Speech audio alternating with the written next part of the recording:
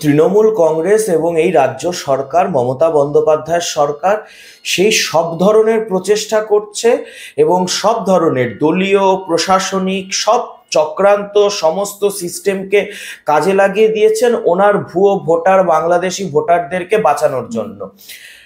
বিভিন্ন জায়গায় আমরা এটা অভিযোগ জানিয়েছি যে তৃণমূলের দলীয় সদস্য, তৃণমূলের কোথাওকার বুথ সভাপতি, তৃণমূলের কোথাও অঞ্চল কমিটির নেতা, তাদেরকে তৃণমূলের এই প্রশাসন, মানে আমাদের তো রাজ্য সরকার চলে না, তৃণমূল সরকার চলে, দলটাই আজকে রাজ্য সরকারটা পরিচালনা করছে। তো আমরা দেখতে পেয়েছি যে তৃণমূলের বিভিন্ন পদাধিকারী তাদেরকে বিএলও বানিয়েছে, যেটা কার্যত নিয়ম বিরুদ্ধ।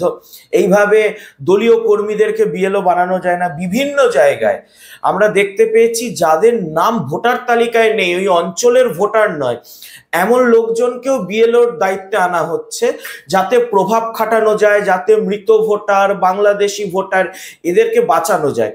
মমতা বন্দ্যোপাধ্যায় জানেন ওনার ক্ষমতায় থাকার এবং তৃণমূল কংগ্রেসের সরকারটা টিকে রাখার এবং দলটা টিকে থাকার একমাত্র রাস্তা হচ্ছে এই ভুয়ো ভোটাররা, যাদের ভোটে মমতা ব্যানার্জি নিজে ভবানীপুরে যেতেন, যাদের ভোটে অভিষেক ব্যানার্জি ডায়মন্ড হারবারে যেতেন। যে ভুয়ো ভোটের সাম্রাজ্যটা বন্ধ হয়ে গেলে তৃণমূল কংগ্রেস বলে দল কোনো বাংলায় থাকবে না। তো এই জায়গাতে দাঁড়িয়ে মমতা বন্দ্যোপাধ্যায় সব অপকর্ম করবে, সবকিছু করবে। মমতা বন্দ্যোপাধ্যায় সেই সমস্ত চেষ্টা করবে যাতে করে বাংলাদেশি অনুপ্রবেশকারীদের ভোটার তালিকায় রেখে দেওয়া যায়, যাতে করে মৃত ভোটাররা ভোটার তালিকায় থেকে যায়।